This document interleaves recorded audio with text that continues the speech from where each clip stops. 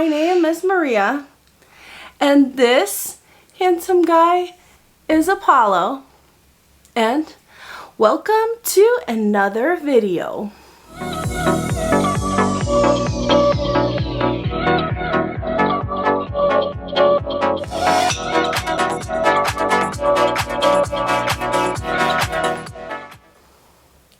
Hey guys, welcome back to my channel. I did just hit 300 subscribers, so thank you guys so much from the bottom of my heart. It really propels me to keep moving forward and to keep making videos and to keep editing videos and then uploading them. So I really appreciate that, guys. You have no idea.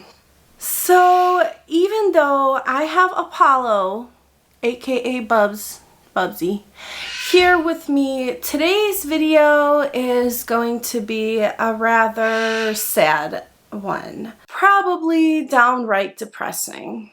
I have actually been putting off doing this video for months and months.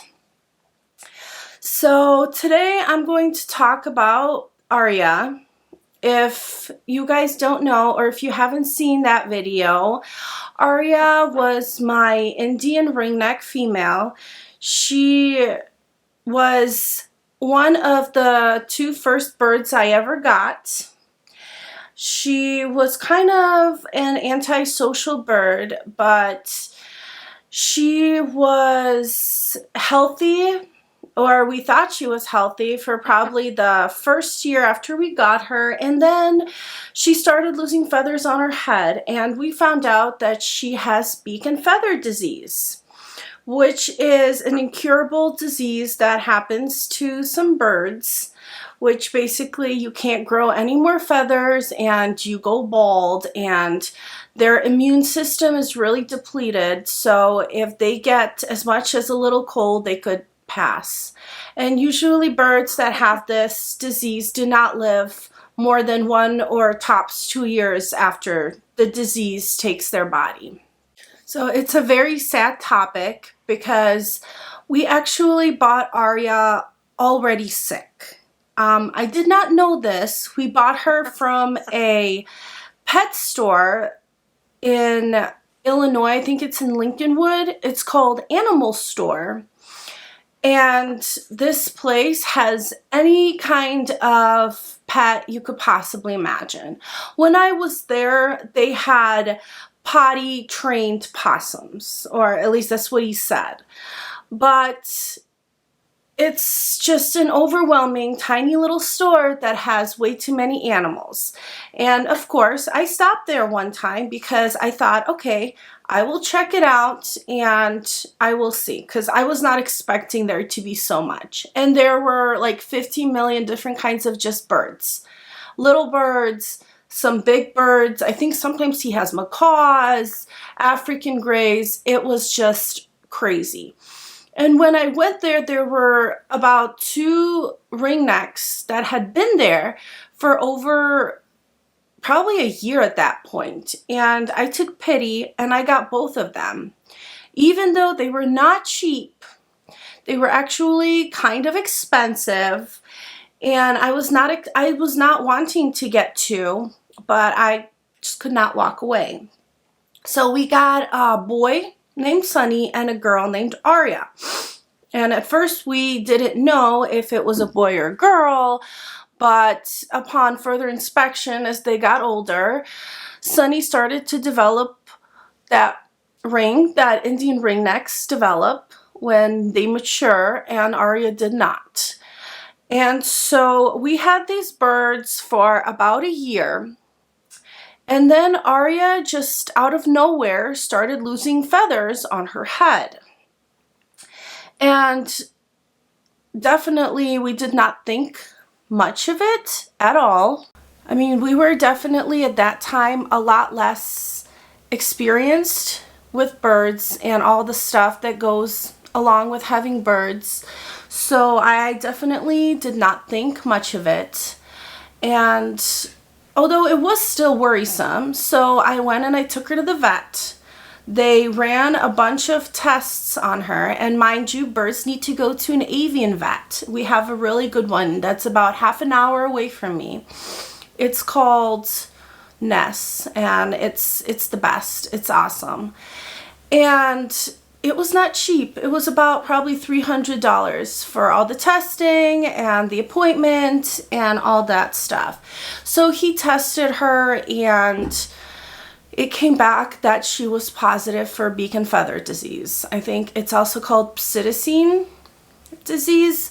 So you can probably imagine the downright devastation that we felt at this disease that apparently my bird had, that I had no idea even existed. And then I find out that it's also contagious and not curable.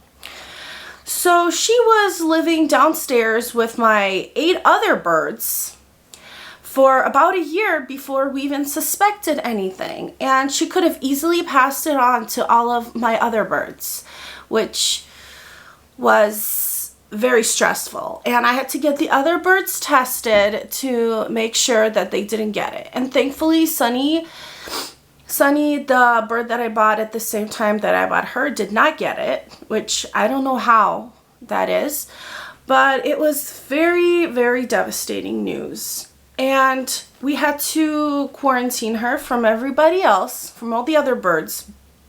We put her upstairs in the guest room, in which I'm filming right now. Actually, this is probably the first video I filmed here in a long time, because I had to clean out her cage, and I cleaned everything and I put it away, and so now here we are again. And so that is the story with Aria. She passed at the end of October, so that was like 4 months ago or so, maybe 3. And it was just out of nowhere. We probably had her for a year after she was diagnosed with the beak and feather disease. And then one day in the morning, before going to Orange Theory, I came upstairs to give her her chop, and she was on the floor, not even on the floor of her cage. She was on just our floor, and there were ants all over her. It was horrible. It was devastating. I was in tears. I actually went to Orange Theory all cried out. I couldn't stop crying because I literally had that class scheduled right then. So everybody there was very understanding and very supportive. So I definitely could not have gotten through that without them that day. So thanks, South Naperville, Orange Theory. Really appreciate you guys. Go trying. It was one of the worst days of my life. And this bird, of course, she was kind of antisocial. She kept to herself. She didn't really socialize much with the other birds, so she didn't spread the disease, but she still warmed her way into my heart. And it was very devastating and very upsetting, because also one of my greatest fears, to find one of my birds at the bottom of the cage. So that was just a horrible day, and something that I have not wanted to make a video or talk about for a very long time. And we got her a gravestone that we need to put some flowers on it. We're gonna put that in the backyard where she's buried. But the point of this video I wanted to make is that I wanted to share my experience, what it was like to have a bird with this disease, and what I have learned from everything that happened after, before, and just with my experience. So we got Aria. We were very inexperienced. We didn't really know where to get birds, where it was best to get birds, what kind of birds, anything like that. And when we got her, she actually had papers that she was tested and that she was disease-free. And so he was lying about that. So, no, come on, man. So definitely, if you guys are thinking about getting a bird, any kind of bird, please do not go to an animal store or to a pet store, any of those, because you don't know what those birds could have. You don't know where they got those birds from. They probably have not been tested, and it's just not worth it, especially if you have other birds, and those birds could also get sick, and God forbid something happens. So just stay away from those stores. I definitely am never stepping foot into a store like that again, and I'm never buying a bird from a store like that again. We actually bought our citron cockatoo finny from the same store, but that's beside the point because we were stupid and we were dumb, and this was a while ago, so we definitely have learned our lesson, and it's not going to happen again. If you guys are looking into getting a bird, I'd say go with a breeder or a specialty, a good breeder. Of course, you have to look into the reviews and the research, but either a breeder that breeds birds, only birds, because they know what they're doing, or go to a specialty bird store that only sells bird stuff and birds. We actually have one half an hour away in Batavia that I talk about sometimes because we love that store, and I have bought many birds from there. And so yeah, definitely guys, think about where you're getting your bird from, because a store like that, it's just not worth it. Another thing that I feel like it's very important to mention is that if you're going to get a bird from anywhere, breeder, specialty store, pet store, anywhere, it's in your best interest to go to the vet and get the bird checked out. Even if the bird had been tested, even if there are papers, it's just the best thing that you could possibly do, because then you will avoid situations like the one that I went through that I really wished I had not, because it was a horrible situation and it was a very upsetting situation, and it's not something that I would wish on anyone. Oh, sorry guys, I'm back. Although you don't know, but I had to get my kids off the bus, and so I'm back. Right, Bubs? Come here, Bubs. So I was discussing the things that I learned from having a bird with beak and feather disease. Another thing that I've learned, apart from getting your bird tested as soon as you get them from anyone, even if you've been told that they've already been tested, and not getting your bird from a pet store that has a lot of other pets, that has been my greatest regret. And to look into getting one from a good breeder instead. Another thing I think that I have learned is that take as many pictures, videos, anything as you possibly can. Because Aria was probably our most antisocial bird. She did not like to socialize, and she really did not like me. She liked my husband, and she liked my daughter, Isabella. She did not like me, so I did not take a lot of pictures of her. I did not take a lot of videos of her. And I actually really want to make like a slideshow, but I don't really have a lot of videos. I'm going to try to put something together, but it's not going to be a lot. And I know that because I thought I had a lot more time with her, and I thought that, you know, I would get the footage because birds live such a long time, and I had no idea that she had this incurable, detrimental disease. So now it really pains me because I do not have a lot to remember her by. So guys, just take as many pictures, videos as you can, even of the smallest members of your family, because you never know what could happen out of nowhere. You know, I really did not think that something like that could happen to me. And it was very unfortunate, and it was a horrible experience. But You know, the only thing that we can do is learn and move on from it. And finally, I have been able to do that after months and months of crying nonstop. And yeah. So that is my rather brief, simple little video that I thought I would film just so you guys could prevent something like this from happening to you. And you know, I just thought I would share my experience because it's definitely a unique experience that I would not want my worst enemy to have to go through. It was awful. And as you can see, I am back to filming in the guest room because Aria's passed. So her cage is no longer in here. Everything had been washed. So we're back to filming in here.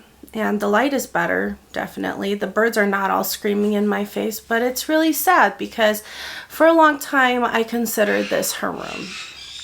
And when she was here, every single night I would sit with her and I would sing to her.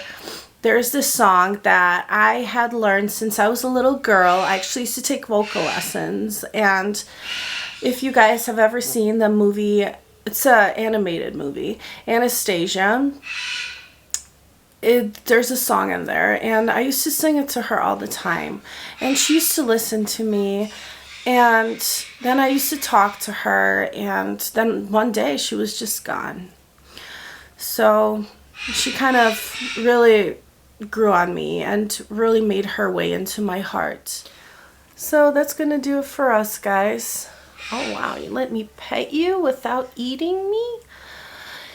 And this video was a sad one, but that's what comes with having animals. Sometimes, you know, there's sadness, there's death, and we just have to cherish the moments that we do get with our family members and our loved ones. And of course, our animals, our pets are part of our families. Well, they should be, because they're definitely one of a kind, and they're all special and unique and beautiful creatures of God. So that's gonna do it for us. I really hope that this video finds the right person that could use this information.